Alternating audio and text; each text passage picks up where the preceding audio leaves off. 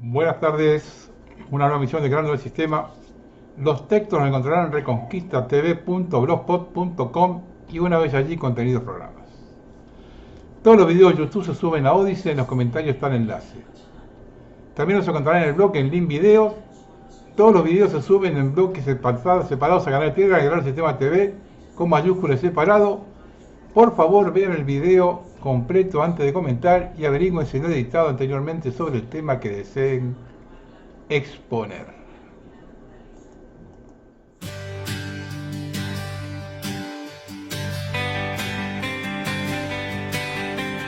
El estadio estaba ardiendo, todo el mundo quiso entrar. España vestida de rojo, Argentina de blanco y mar. Pero antes del primer silbato, algo se podía notar.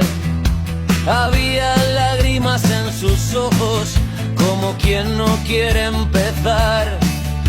Salieron mirando hacia el suelo, sin la furia del campeón. 11 cuerpos en la cancha, pero muy lejos el corazón. Algo raro en el vestuario, algo que nadie explicó. Porque Argentina nunca se entrega, pero aquella tarde se apagó. España levantó la copa, pero la copa no brilló. Porque ganar sin que te luchen deja mal gusto y dolor. Yo quería vencer al gigante, verlo pelear hasta el final. No encontrarme una victoria que no puedo celebrar. Antes de empezar el partido, una bandera apareció. Las Malvinas son argentinas y el estadio enmudeció. Podrán castigar sus colores, podrán prohibir su canción, pero hay verdades que no se borran, ni por miedo ni presión. Quizás mostrar aquella bandera les costó jugar la final. Quizás alguien cerró una puerta que nunca debieron cerrar. Pero aunque perdieran la copa y no pudieran reaccionar, esa bandera fue lo más grande que pudieron ese día mostrar. España levantó la copa, pero la copa no brilló. Porque el rival bajó los brazos y el fútbol se oscureció. No quiero una gloria prestada ni un festejo sin honor. Yo quería ganar peleando, no vencer a un corazón sin voz. España marcó aquel gol y nadie salió a empatar. No hubo dientes apretados ni esa rabia de remontar. Los argentinos se miraban como obligados a callar, mientras el mundo celebraba algo difícil de explicar. Yo soy español y hoy lo digo, aunque me duele aceptar. Esta copa sabe a silencio, esta victoria sabe a sal. Porque un campeón cuando está vivo te hace sangrar para ganar. Pero Argentina dio la espalda a los dueños de aquel mundial. No sé qué pasó entre esas paredes, ni quién les cambió la intención. Solo sé que entraron campeones y salieron sin rebelión. Tal vez eligieron perderlo todo antes que vender su verdad.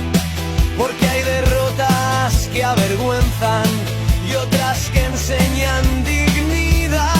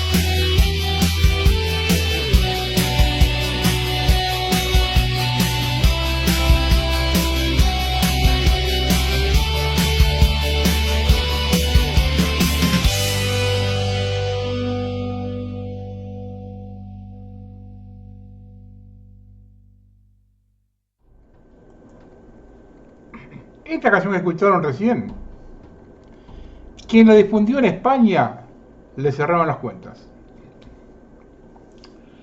Nunca hemos sido una democracia.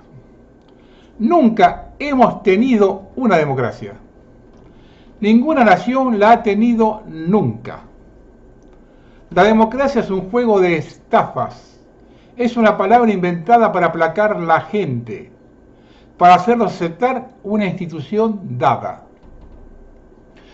Todas las instituciones cantan "somos libres". Es el momento que escuchas libertad y democracia. Cuidado, porque en una nación verdaderamente libre, nadie tiene que decirte que eres libre. Este sistema ahora mismo se está moviendo hacia el totalitarismo, recortando las libertades. Observen qué pocas libertades tenemos. Nunca tuvimos libertad completa, porque la palabra libertad no tiene significado. Así que usas la palabra libertad para decir que hay un cierto rango de comportamiento que permitimos en la sociedad. Esto es lo que es. No uses la palabra libertad cuando está sostenida por el complejo militar. No van a otro país a llevar democracia, esa es la excusa. Van por sus recursos, mano de obra barata, no van a llevar democracia. Le quitaron la tierra a todos los que lo ocuparon durante milenios. Luego le robaron la tierra a países vecinos. Nueva México a México, California a España. Después que robaron toda la tierra que necesitaban, colocaron el tablero: no robarás. Todas las naciones son corruptas. Nuestros problemas no son políticos. Eran buenos hace 100 años, pero hoy son técnicos. El 90% de las leyes hechas por el hombre son irrelevantes. No son leyes que necesitamos. La gente necesita acceso a las necesidades de la vida. Esa es la verdadera libertad.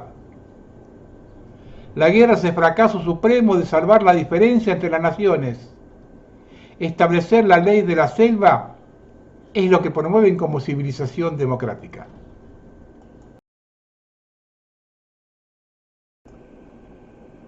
El próximo jueves 6 de agosto será una bisagra para la Argentina.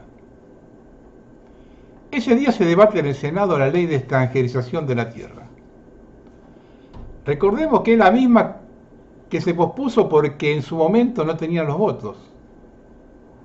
Y tengamos en cuenta que cuando se pasó a esta fecha fue antes del partido de fútbol con Inglaterra. Es decir, antes de la famosa bandera cerca de Malvinas. Y todos sabemos el agua que corrió desde ese momento. El gobierno ha ocupado todo este tiempo en la operación soborno, es decir, tratar de convencer a los gobernadores y senadores que hay que entregar a Argentina. Y el único modo que conocen es prometer adelantos a las provincias o sobornar a los senadores, tal como hicieron con Cuadra en su momento para la ley Bases. Y es un día bisagra, porque cualquiera sea el resultado de la votación, ya nada será igual. Se está convocando a manifestarse en Plaza Congreso. Si el voto es negativo, es un golpe muy duro al gobierno, no solo por el golpe en sí, sino por la repercusión en el exterior, ya que quedaría de manifiesto que no controla el Congreso.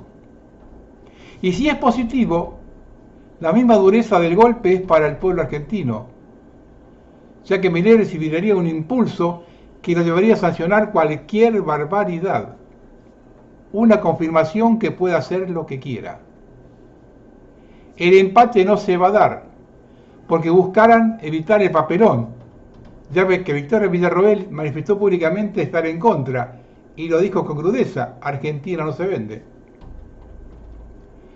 Por eso tenemos estos 4 días que vamos a ver apretadas, amenazas de todo tipo, golpes bajos. Y tampoco sabemos qué van a hacer los cosacos del régimen si la manifestación es multitudinaria. ¿Van a reprimir? Lo cierto es que estamos llegando a momentos de definiciones, para uno u otro lado. Si se aprueba, es por muy pocos votos, y quedarán al descubierto los traidores. ¿Qué hará la gente en la plaza cuando vea que la traicionaron nuevamente? ¿Enviará el gobierno activistas para pudrir todo? Todo es posible. Luego de la famosa bandera, todo quedó al descubierto. La entrega infame de los recursos, el cipallaje extremo, un presidente desquiciado con sus facultades mentales alteradas, acompañado por los integrantes de los otros dos poderes tan desquiciados como el presidente, y un círculo rojo vergonzante. Una vez más hay que machacar. Son ellos contra nosotros, los de abajo con los de arriba. Y ojo con la campaña de liberar a Cristina, y que sea candidata. Hoy es la única que podría perder con Milei. Según las encuestas, todos los demás le ganan. Y esa sería una garantía para dividir la oposición. Otra burda operación. El viernes pasado, antes de ayer, no sé si tiene que ver con esto. En la Casa Rosada hubo tensión y conmoción. Trascendió que Javier Milei habría tenido un grave brote psicótico y estaría siendo tratado por personal de salud mental de la Casa Militar, la Casa Rosada y la Quinta de Olivos en conjunto. Las fuerzas de seguridad de la Casa Militar con ametralladoras hicieron todo un círculo para sacar al presidente y trasladarlo a Olivos para que presuntamente no se vea el estado psiquiátrico agravado del mandatario. Mientras decenas de efectivos intimidan a periodistas que filman la escena. Esto, en algún tiempo, en algún momento, tenía que pasar. No creo que haya argentino que no conozca el estado psiquiátrico de este hombre.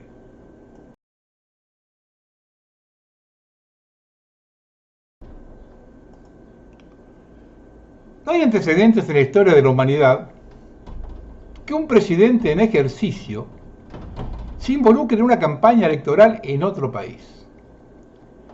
Eso solo ya debería haber tenido repercusiones en Argentina. Si además le agregamos insultos al presidente y a un juez del país que está visitando, estamos ante la presencia de un desquiciado. Alguien que tiene las facultades mentales alteradas y bajo ningún punto de vista está capacitado para ocupar el cargo.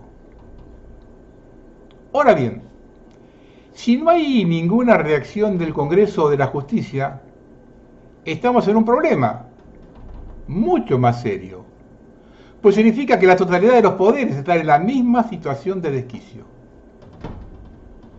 Solo le queda al pueblo tomar la posta y asumir el protagonismo antes que la situación sea irreversible, ya que permitir que un loco tome decisiones que afectan a millones de personas abona la posibilidad que alguien de afuera se haga cargo.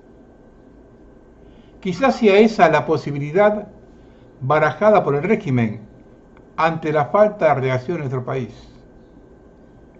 Y si alguno piensa que exagero, escuchen.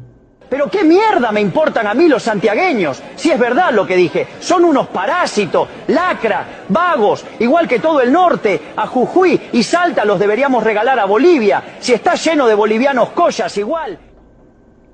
A mis amigos salteños, ¿no? Tengo unos esos salteños, saben que los quiero mucho, ¿eh? Y ellos lo votan, Miren lo que le dicen, váyanse a Bolivia. Ya que lo siguen apoyando a Milei. No tienen vergüenza, están carcomidos por la grieta, Pero procedamos en orden, porque lo que está pasando con este gobierno argentino en materia de política exterior es mucho más grave que un simple arrebato o una falta de respeto. Milei no solo está causando un desastre económico, sino que está dirigiendo las relaciones internacionales de Argentina con una irresponsabilidad que raya la patología. Desde que asumió el cargo, no ha realizado una sola visita de Estado a Brasil, principal socio comercial de Buenos Aires, ni siquiera uno. En casi 3 años de gobierno la relación bilateral se ha reducido a un nivel estrictamente diplomático, apoyado en la diplomacia de ambos países y a pesar de las constantes afrentas del presidente argentino, además el viaje a San Pablo fue personal, no institucional. El presidente prefiere jugar a la geopolítica de salón, viajar por el mundo en busca de fotos con líderes de extrema derecha y alimentar conflictos con países que son nuestros socios naturales. Lo que le interesa son las figuras del mundo de las grandes empresas tecnológicas y de la extrema derecha, pero en ninguno de los casos hay un interés real de iniciar negociaciones comerciales que puedan beneficiar a los argentinos. El problema subyacente es que la política exterior argentina, históricamente construida sobre el principio de no intervención y respeto a la autodeterminación de los pueblos, fue reducida por Milei a una continuación de sus obsesiones ideológicas personales. Lo importante es el blanqueo de la situación. La presidenta de la Nación Argentina, Cristalina Georgieva, mantuvo ayer una reunión de gabinete ampliado junto a su secretario Javier Milei, donde los ministros de cada área rindieron cuentas de sus gastos. A la noche, la presidenta argentina Georgieva se reunió con el Círculo Rojo Empresarial, Eduardo Epstein, Jorge Brito, Marco Bruderoni, entre otros, que también le rindieron cuentas. Mientras el secretario Milei tuitea desde el jardín, la mandataria Georgieva y su ministro Toto Caputo visitan Vaca Muerta para ver qué capacidad tiene de extracción y exprimida capitalización. Para buscar algo igual en la historia debemos remitirnos a la presidencia de Mitre durante la guerra con el Paraguay. Allí el embajador británico daba las instrucciones de la guerra y presentaba a los proveedores de todo tipo de elementos para el ejército. 150 años más tarde volvemos a repetir la historia. En aquel tiempo para destruir un país hermano, ahora para destruir el propio. Está cada vez más claro que el electorado de Milei se compone de dos grupos. El primero es ese combo entre la oligarquía y el medio pelo.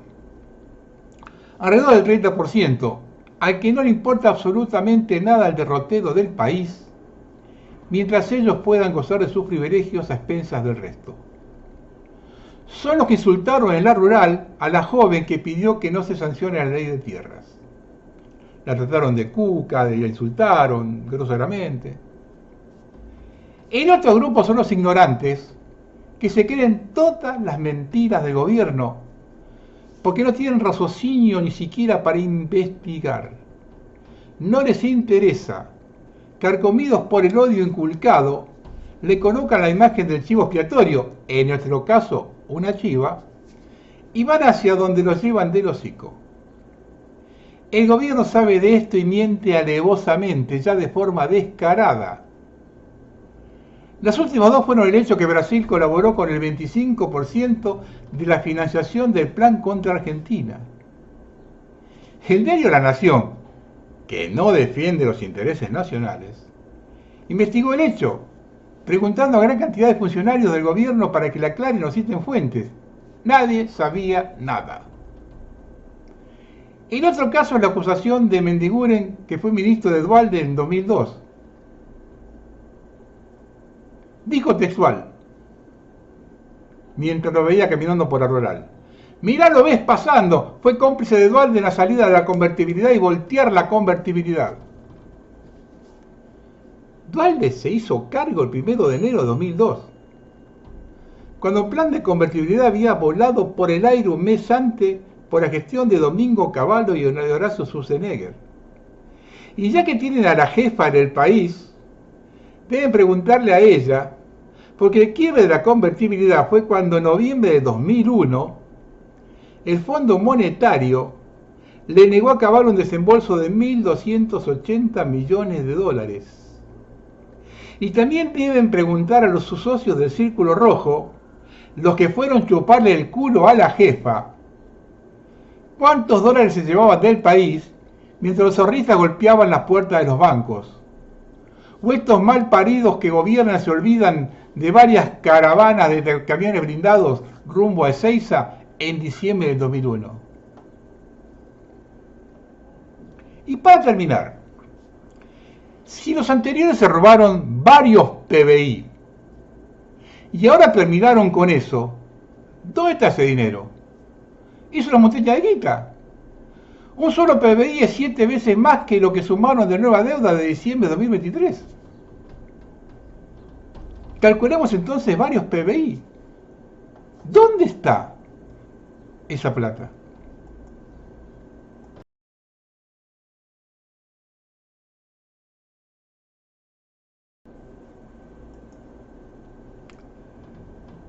La Embajada Británica financia en Argentina a distintas organizaciones vinculadas al periodismo, la producción del conocimiento, la transparencia institucional y la conservación ambiental. Entre ellas se encuentran Chequeado, Fundar, FOPEA, Poder Ciudadano y la Wildlife Conservation Society, que además reciben aportes de otros organismos internacionales. Chequeado.com cuenta con financiamiento de las embajadas de Gran Bretaña, Estados Unidos y Suiza, además de la Fundación Rockefeller y la Unión Europea. Su directora ejecutiva es Laura Sommer, casada con el exintendente de Pilar por Cambiemos y el PRO, Nicolás Ducoté. Fundar recibe fondos de la Embajada Británica, el BID, el Banco Mundial, Open Society de Soros, la Universidad de Columbia y la London School of Economics. Entre sus autoridades está María Migliore, ex ministra porteña del PRO, mientras que su fundador y CEO, Sebastián Sería, reside en Londres. La entidad mantuvo una postura crítica respecto del régimen de promoción industrial de Tierra del Fuego. FOPEA obtuvo financiamiento británico para distintas iniciativas, entre ellas su Congreso de Periodistas 2015, una guía de acceso a la información 2024, jornada sobre la desinformación con participación de Olivia Arzour y el desarrollo del micrositio Periodismo enfocado en las soluciones de la justicia. Poder Ciudadano, capítulo argentino de Transparencia Internacional, también recibe financiación de la Embajada Británica. Entre sus autoridades figuran Norma Morandini, María Eugenia Estensoro y Carlos Vinograd. Y por su parte, la Wildlife Conservation Society administra reservas ecológicas en las islas salvajes del este y del oeste, Islas Cebaldíes, bajo autorización y marco legal del gobierno británico, para la protección de albatros de ceja negra. Todos estos al servicio de su majestad.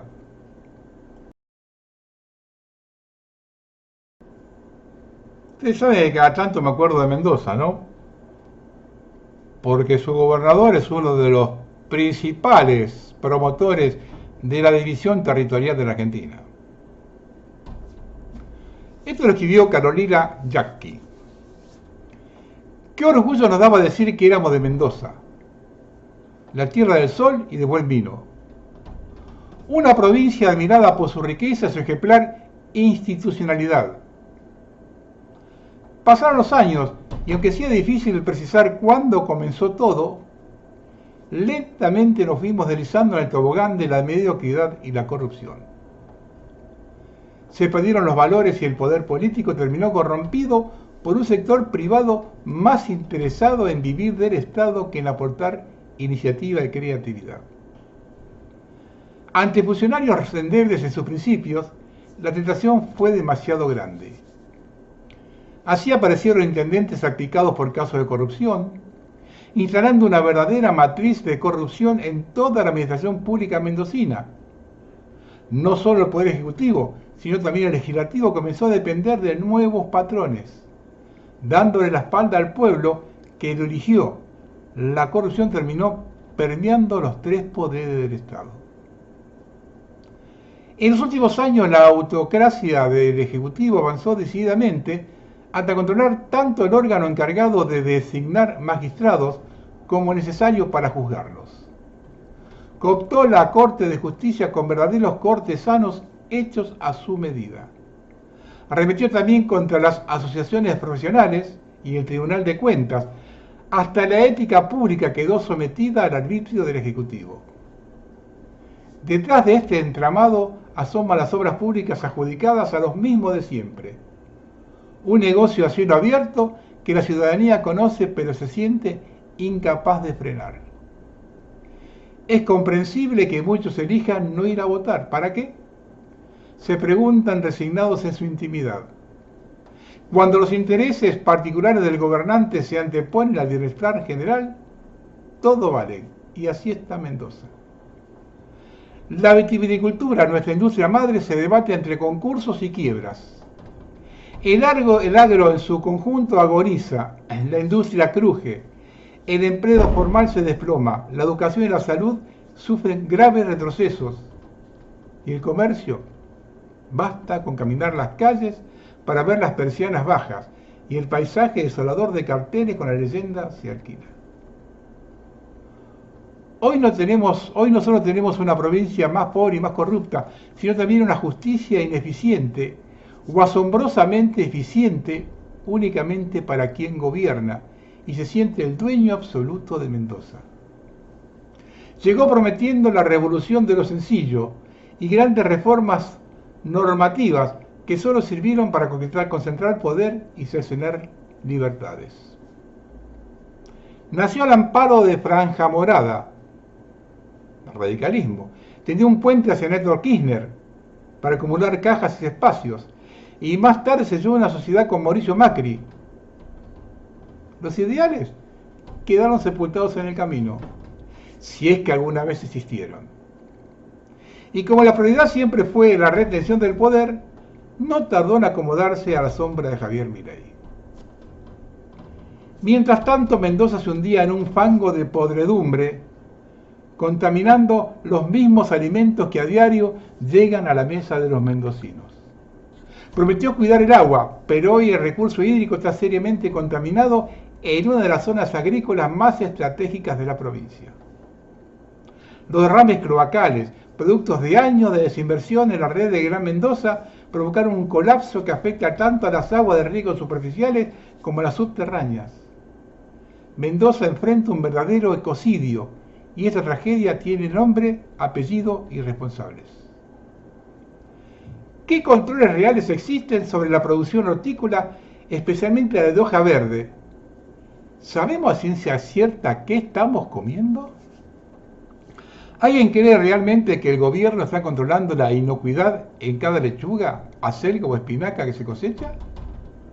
¿Qué hace el gobierno frente a este riesgo sanitario?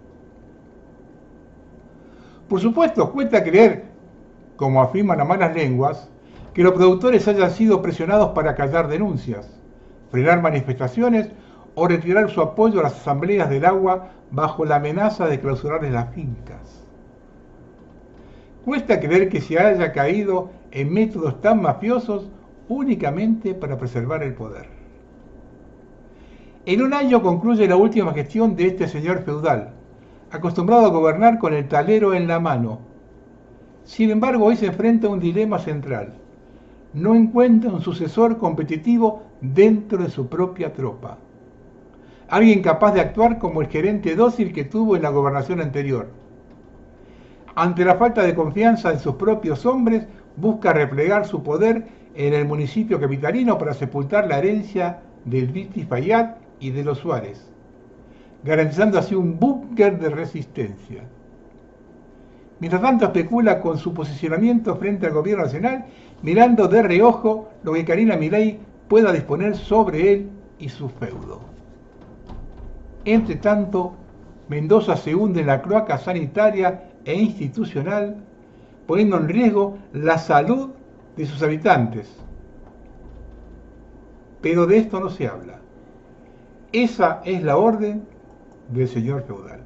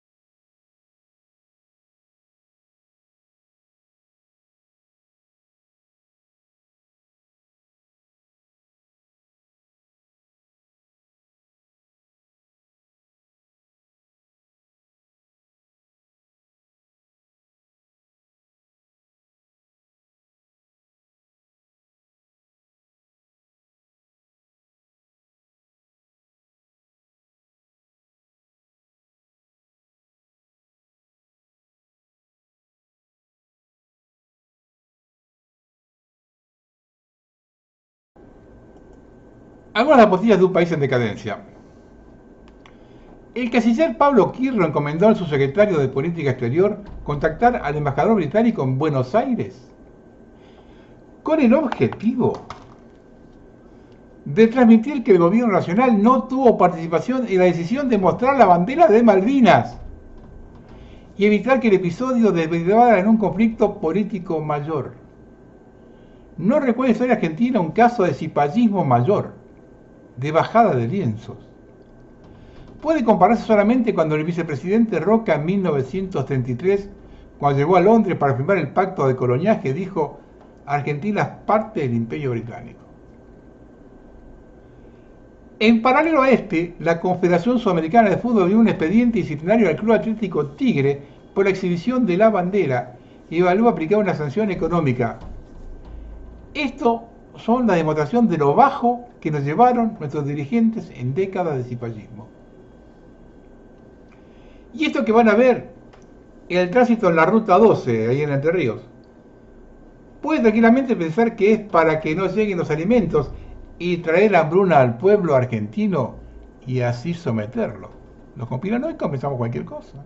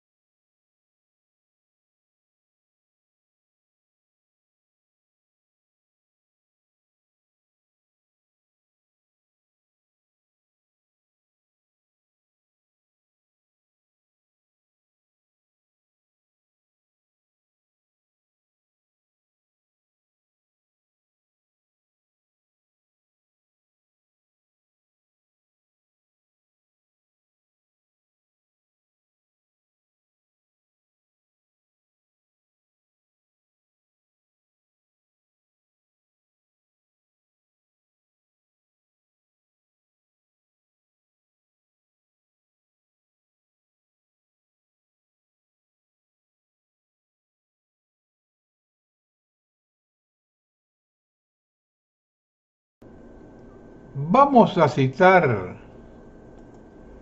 algunos ejemplos más de lo que son capaces los norteamericanos, que son nuestra nueva madre patria.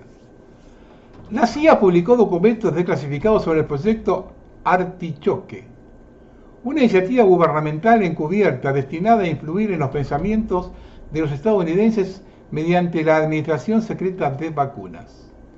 El proyecto Artichoque, 1951 al 56, fue una iniciativa encubierta de los primeros años de la Guerra Fría que se centraba en métodos de interrogatorio sofisticados, modificación del comportamiento y control mental. Entre las revelaciones más importantes de los documentos se encuentran los planes de la CIA para desarrollar y utilizar sustancias químicas o drogas que podrían ser introducidos secretamente en productos comunes como alimentos, agua, Coca-Cola, cerveza, licores, cigarrillos e incluso tratamientos médicos como inyecciones y vacunas, con el fin de modificar el comportamiento de las personas sin su conocimiento. Los investigadores investigaron dos grupos principales de compuestos de acción prolongada: efectos estimulantes que causan tensión, ansiedad, nerviosismo; efectos depresores que causan letargo, desesperanza y abatimiento.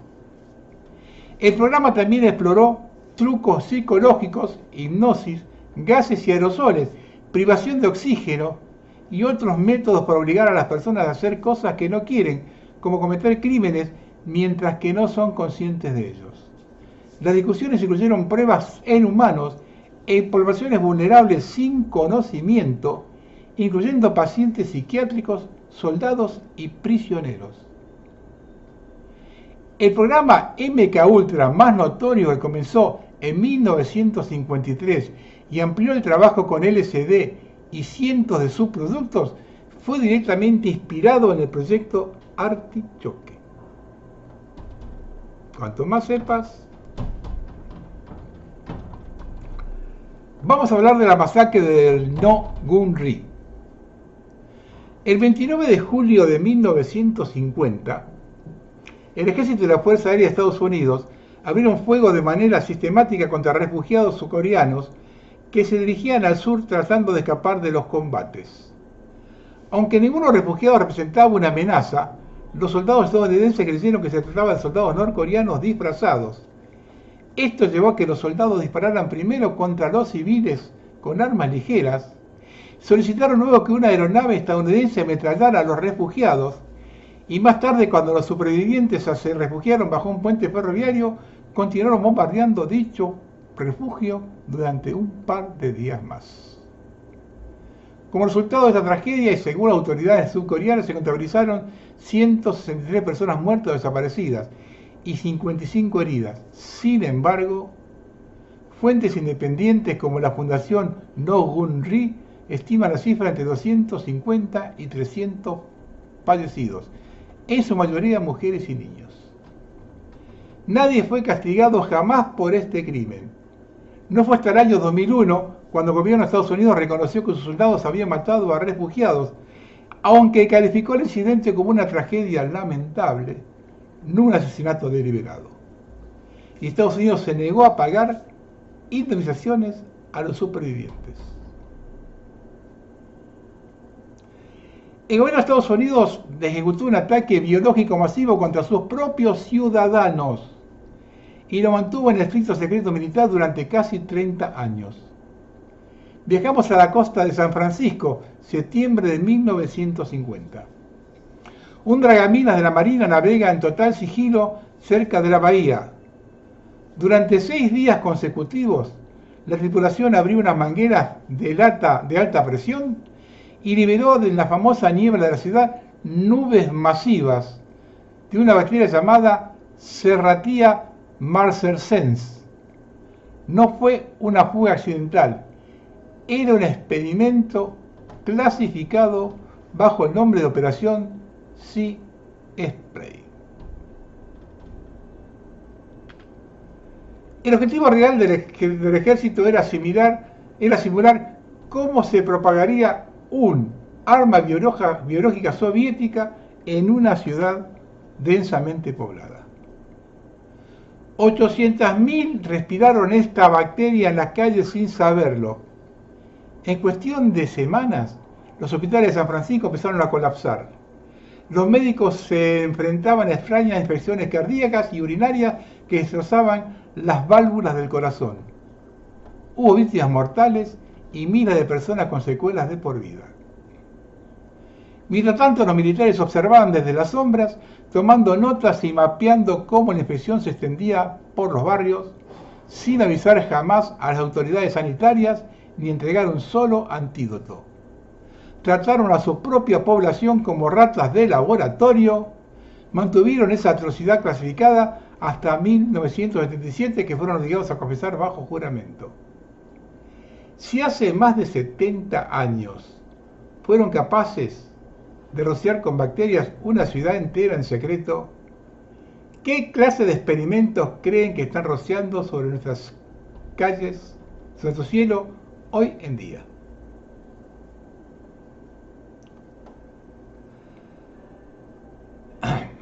El Congo, esto les toca a ellos de forma indirecta. El Congo poseía una mina, para que vean que los europeos, que ahora se quejan por la invasión de los africanos, parte es la venganza por esto. El Congo poseía una mina de Sikonlowe, el mismo lugar de donde salió el material para las bombas de Hiroshima y Nagasaki. Patrice Lumumba quería que esa riqueza fuera para los congoleños. Wall Street decidió que debía morir. Operación Barracuda, así fue el nombre clave de la CIA. El presidente Eisenhower dio la orden directa, pero la ejecución final quedó en manos de la inteligencia belga. El comisario Gerald Sweat recibió una orden clara: que no quede rastro. El informe forense de la historia es brutal. Sweat y su equipo exhumaron el cuerpo de una fosa poco profunda, usaron sierra para metales para descuartizarlo, vertieron litros de ácido sulfúrico para disolver cada hueso y cada tejido. Lo que el ácido no pudo borrar, lo quemaron. El objetivo técnico era evitar que su tumba se convirtiera en un lugar de peregrinación. Pero Sweat cometió un error. Se guardó un trofeo. Durante décadas, un diente con corona de oro permaneció escondido en una caja en Bélgica. En 2022, tras una presión internacional masiva, el gobierno belga tuvo que devolver ese diente en un ataúd oficial. Fue reconocimiento de un crimen de Estado coordinado desde las sombras. La medicina y la tecnología moderna se alimentan de los recursos del Congo, pero su independencia fue disuelta en ácido. Los nombres de los operativos de la CIA y el informe del comisario Sweat están ahí. La evidencia es fría. La historia se escribió con sangre y uranio. Un dato curioso para cerrar. El 4 de julio para todos, ¿no? Es el día de la independencia. En sus 250 años de existencia, Estados Unidos ha vivido menos de 20 años en paz. En lugar de soplar velas, el tío Sam se ha dedicado a hacer estallar países.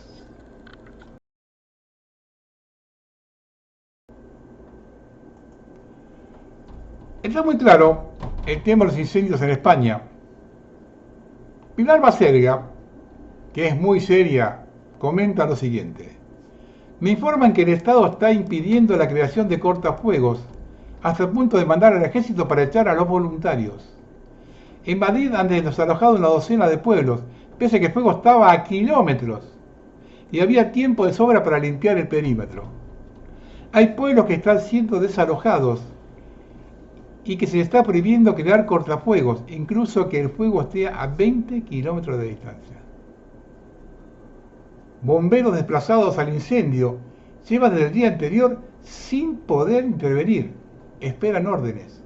El incendio declarado en Le Val-d'Orsay afecta en un terreno en el que se acaba de aprobar el mayor proyecto de almacenamiento energético con baterías de España.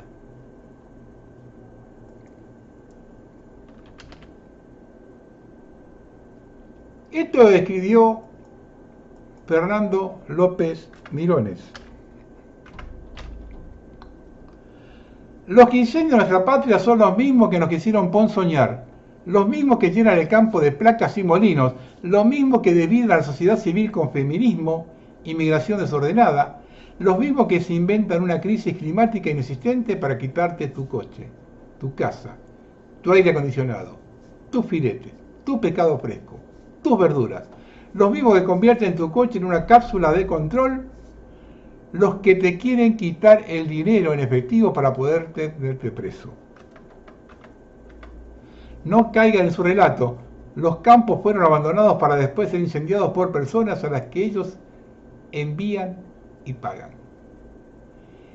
El aprovechamiento para otros menesteres es secundario. No es el motivo principal. Ellos necesitan crear una crisis climática, sensación de miedo, apocalipsis, para después justificar la destrucción absoluta del sector primario y la soberanía alimentaria. Darle vueltas a esto o aquello es ayudarles a despistar de estas auténticas razones. Queman España por orden de su Agenda 2030, de su nuevo orden mundial, del plan trazado por Soros, Gates y familias anglo-amazonas que buscan un solo gobierno mundial. Pero los más culpables son los miles de funcionarios, empresarios, científicos y periodistas cobardes que le siguen la corriente porque temen perder sus trabajos. Tibios que se autocensuran y que no censuran a otros, que callan para beneficio propio. Está usted rodeado de ellos.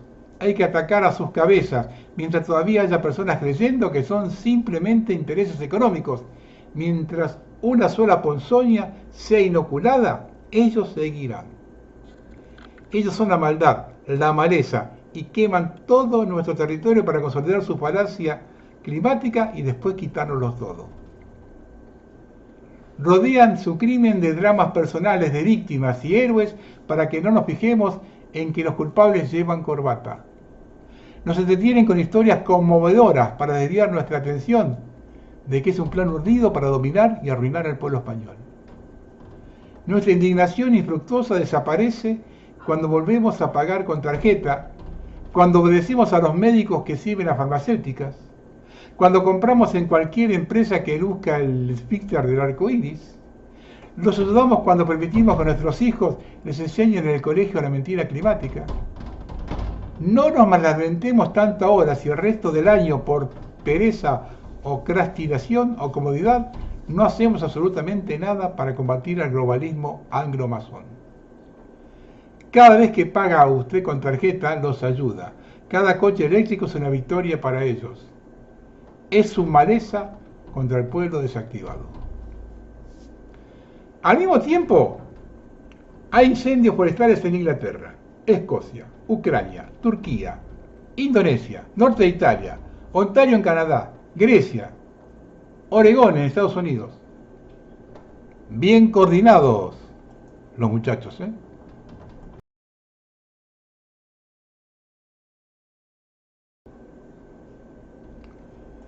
Se estima que más de 40.000 personas fueron parte del asedio a la ciudad, en Ceuta, ¿no?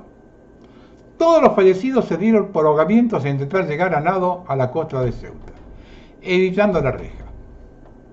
La cifra de fallecidos durante la invasión llega a 60 personas, toda nacionalidad marroquí. Todos ingresaban al grito de Alá es grande. Se reportan saqueos a comercios y quema de vehículos, y en Ceuta particularmente allanamientos en viviendas. Esto es una síntesis de todo lo que ven por televisión. De lo que no se habla es de esto. Marruecos ha pasado los últimos meses consolidándose como el principal socio regional de Washington y Tel Aviv. Rebautizó la autopista de 1055 kilómetros que atraviesa el Sahara Occidental, ocupado como la autopista presidente Donald Trump.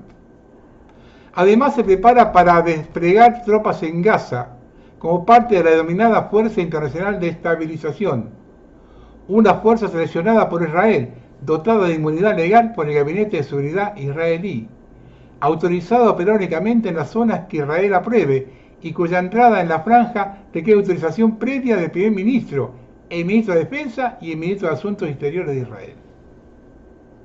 Rabat también ha recibido este año a cientos de rabinos en peregrinaciones religiosas, profundizando el proceso de normalización iniciado con los acuerdos de Abraham. Menos mal que siempre aparece la palabra conciliadora de Donald Trump. The Spanish, they're members of NATO, but not very good members of NATO. They say, no, we don't want to help other people. What are we doing, huh?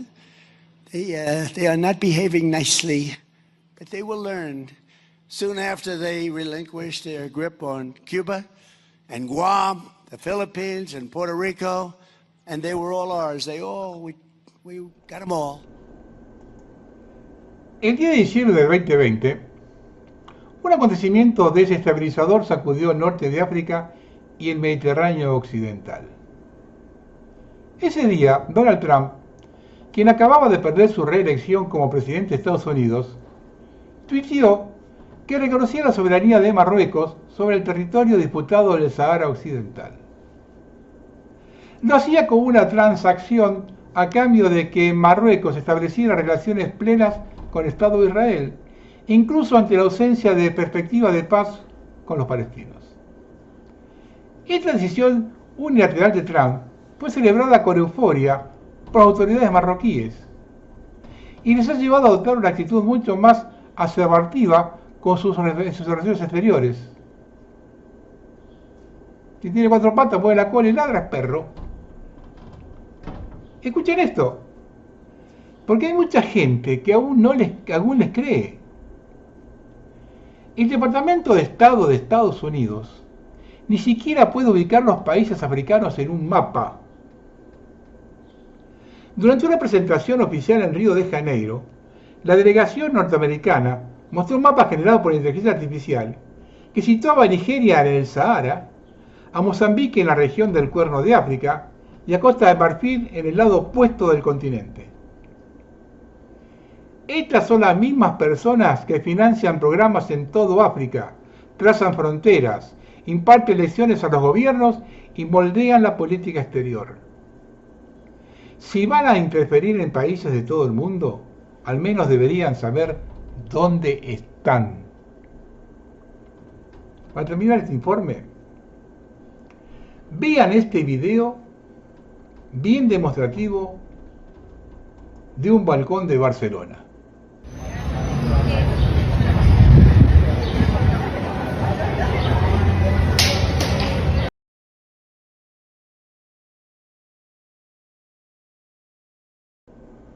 Esta guerra se está desmadrando. El incendio de la refinería de petróleo de Hassan en Arabia Saudita, producto del impacto de misiles lanzados por los Houthis de Yemen, continúa creciendo a pesar de que el ataque fue hace varios días.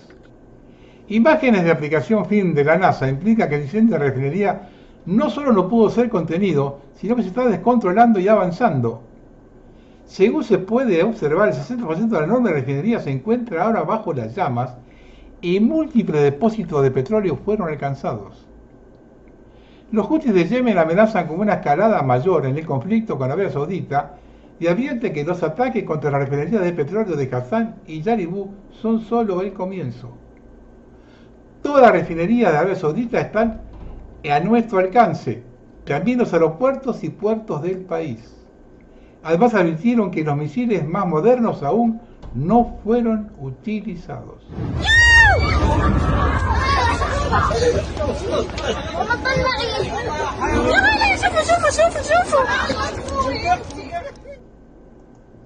Milicias pro-saudíes y los Houthis en Yemen se encuentran en estos momentos en el desierto con una cantidad masiva de tropas.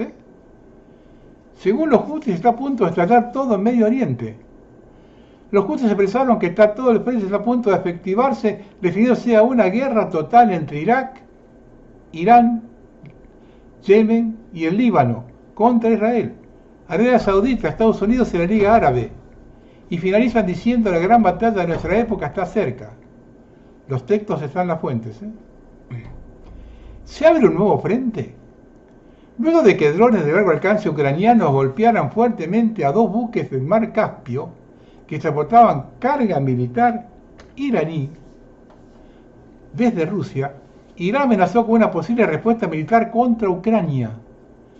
Desde Irán informaron que Kiev está a 1.800 kilómetros de distancia desde los silos de misiles de Tabriz y misiles del tipo Khorramshahr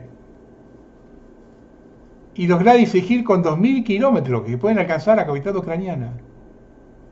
Desde Ucrania respondieron que sus misiles Flamingo con 3.000 kilómetros de rango pueden llover sobre Teherán.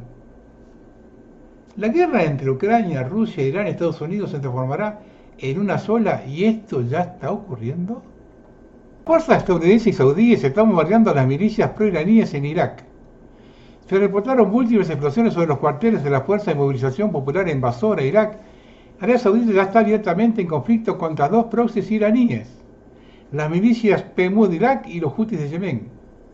Múltiples cuarteles y almacenes de almacenamiento de municiones fueron atacados al menos en 8 ciudades iraquíes. Las milicias pro-iraníes de Irak ya advirtieron que responderán atacando instalaciones petrolíferas de Arabia Saudita.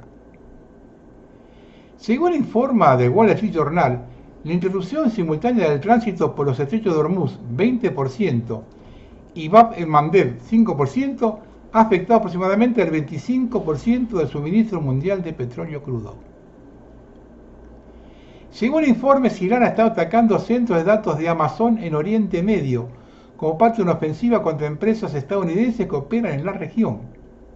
Ahora podríamos tener confirmación de que los misiles iraníes alcanzaron sus objetivos. Según un informe de Bloomberg, imágenes satelitales publicadas recientemente parecen mostrar daños en 2 centros de Amazon en Bahrein, que el cuerpo de la Guardia Revolucionaria Islámica habría afirmado previamente haber atacado. Veamos las imágenes.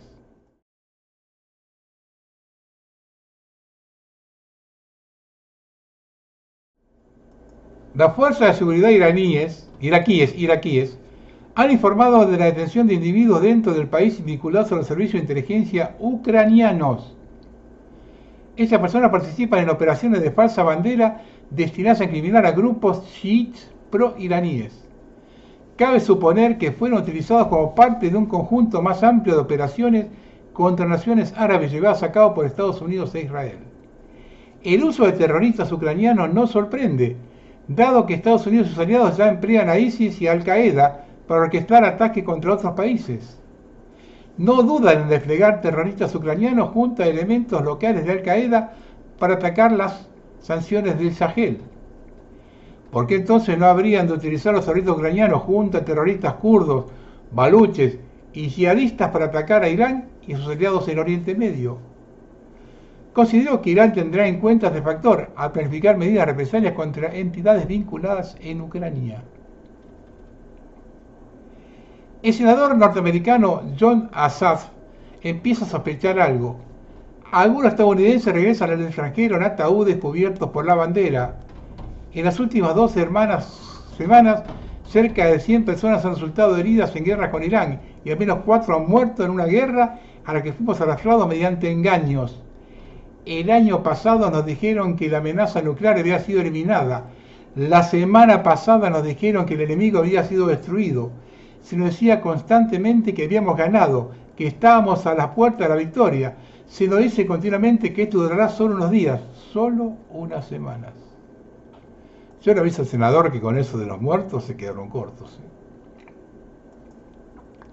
Y esto, miren, en la tarde del miércoles, drones desconocidos atacaron un buque cisterna de almacenamiento de gas propiedad de Estados Unidos en el puerto mediterráneo de Damietta, en Egipto. Es el primer ataque que ocurre sobre el territorio egipcio en toda la guerra. Debido al ataque se produjo un fuerte incendio dentro del buque y se están llevando a cabo tareas de apagado de incendio. Cuando se dice drones desconocidos, pueden ser falsas banderas, y así lo manifestó el canciller iraní el jueves pasado.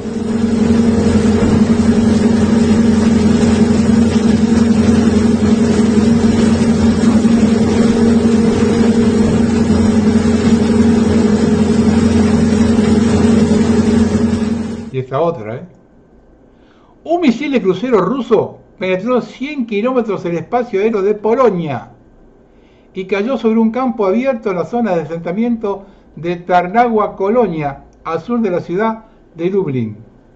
Es la primera vez que un misil ruso penetra territorio de la OTAN en toda la guerra. También es la primera vez que un arma rusa logra penetrar 100 kilómetros de distancia. En incursiones de drones anteriores se llegó a penetrar en el espacio aéreo de Polonia 20 kilómetros de máximo.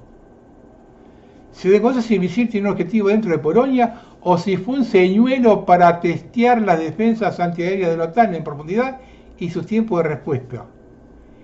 Este ataque podría ser un mensaje para Polonia, país de la OTAN que apoya fuertemente a Ucrania con armamento. Es sin duda un hecho que no debe pasarse por alto. Están todos locos allá. Y la última noticia de la guerra.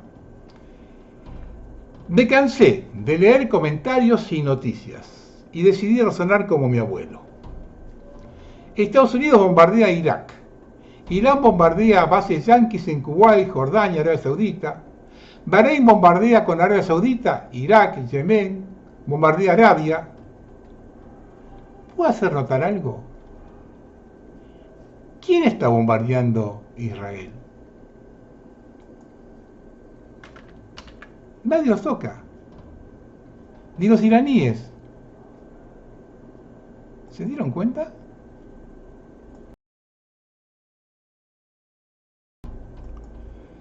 La expansión de la inteligencia artificial, el crecimiento del coche eléctrico y la electrificación industrial están sometiendo las redes eléctricas de Europa a una presión difícil de soportar. El problema no reside únicamente en la cantidad de energía demandada, sino en la escasez de transformadores capaces de regularla y distribuirla con seguridad. Sin estos equipos, nuevas fábricas, centros de datos e instalaciones renovables pueden quedar bloqueados durante años. Según el informe de Evernet Electrical, los transformadores eléctricos son piezas esenciales para adaptar el voltaje antes de que la electricidad llegue a viviendas, empresas y grandes complejos industriales. Antes de 2020, muchos pedidos tardaban entre 6 y 12 meses en completarse, mientras que ahora los plazos habituales se sitúan entre 24 y 48 meses. Esta demora amenaza con ralentizar conexiones y dejar necesitadas determinadas regiones expuestas a una red cada vez más saturada y con apagones.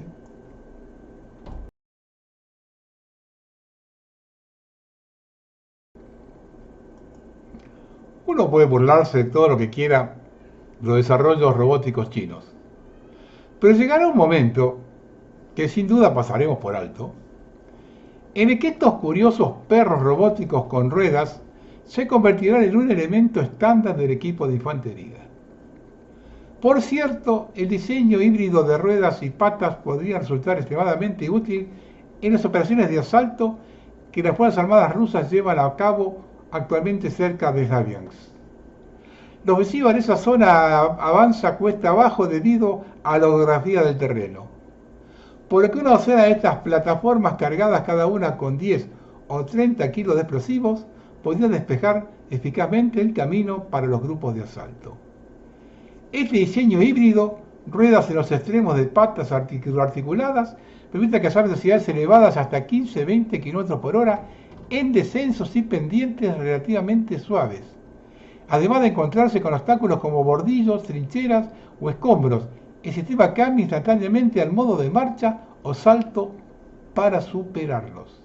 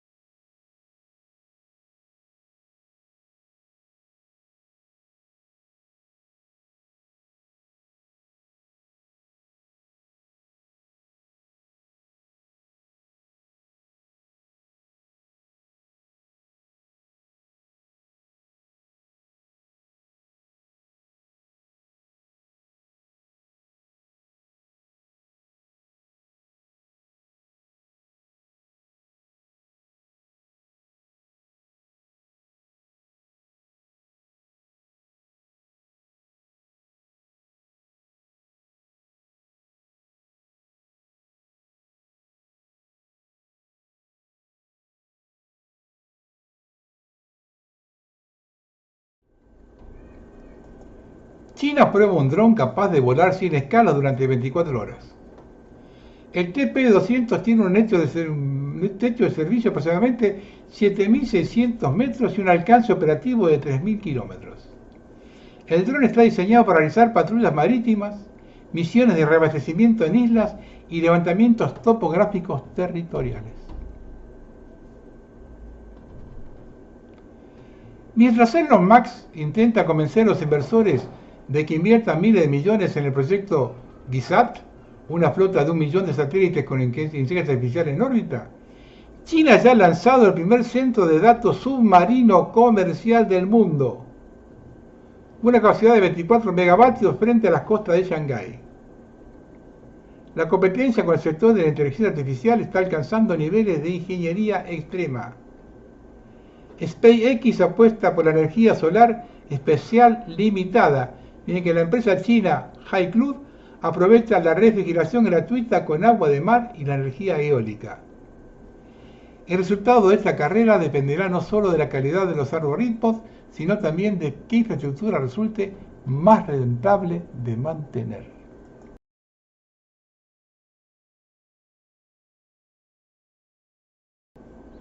Unas zapatillas de un siglo maravilloso. Rusia emite un orden de búsqueda internacional contra Pavel Durov, fundador de Telegram, por colaboración con el terrorismo. Estaba claro que iban a ir por él. Una plataforma con alrededor de 1.000 millones de usuarios en la que todavía se respira un mínimo de libertad de expresión es algo intolerable para el sistema. El primer ministro israelí Benjamín Netanyahu afirma que Marco Rubio le prometió que destruiría la Corte Penal Internacional para él. Ayer hablé con el secretario de Estado Marco Rubio y una vez más me reafirmó la intención de Estados Unidos de actuar con firmeza contra la Corte Penal Internacional que pone en peligro la justicia en todo el mundo y también amenaza el derecho de los estados democráticos y soberanos a ejercer su soberanía. En efecto, pretende someter su seguridad a las decisiones de una camarilla corrupta en La Haya. Ministro de Defensa israelí Israel Katz.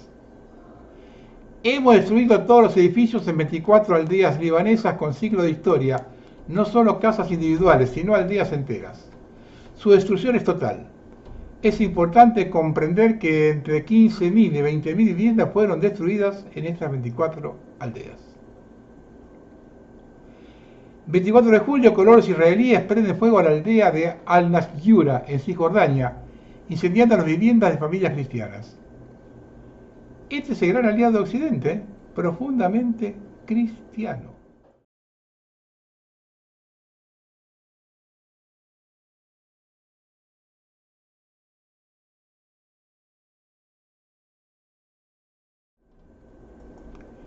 El doctor Rainer Schulnich ha sido sentenciado a 3 años y 9 meses de prisión en Alemania. El abogado que intentó llevar ante la justicia a figuras como Bill Gates, Tedros, el de la OMS, Fauci, Drosten, Pfizer y BlackRock, por supuestos crímenes relacionados con la gestión de la pandemia, acaba de ser encarcelado. Oficialmente el sistema dice que es por fraude. Sus defensores afirman que es un escarmiento por atreverse a cuestionar la narrativa oficial y exigir rendición de cuentas al ente global. Cuando alguien se enfrenta abiertamente al poder farmacéutico y político a esta escala, el resultado suele ser el mismo: aislamiento, desacreditación y finalmente prisión. La verdad no se silencia con cadenas, solo se pospone. Un pueblo británico de 350 habitantes se rebela. El gobierno pretende alojar por la fuerza a 1.200 inmigrantes en un pueblo de tan solo 350 habitantes. Su respuesta: un referéndum para salir del Reino Unido. Observen este posteo. La duda de esta mujer. Y nos quejamos.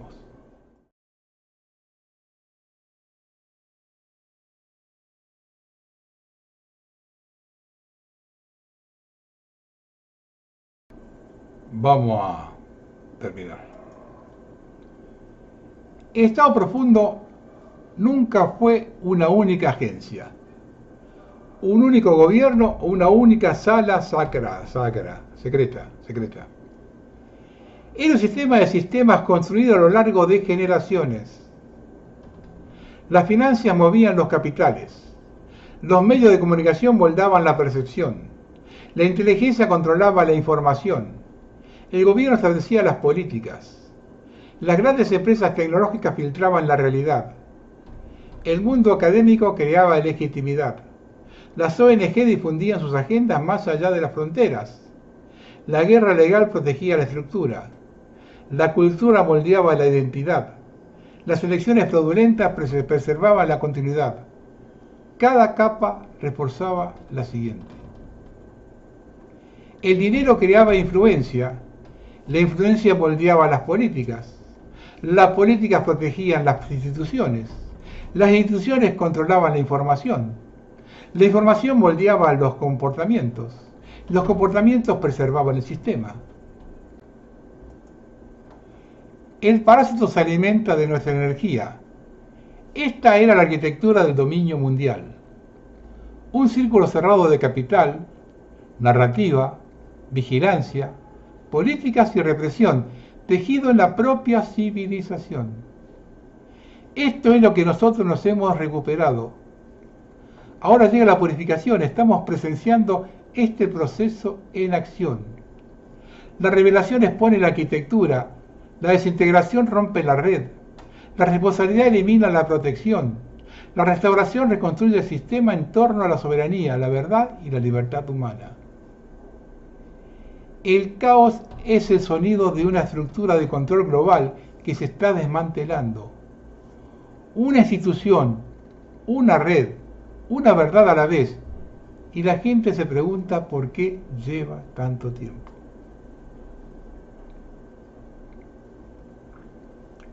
México y Venezuela en la mira de Estados Unidos. Así Washington financia golpes blandos de América Latina.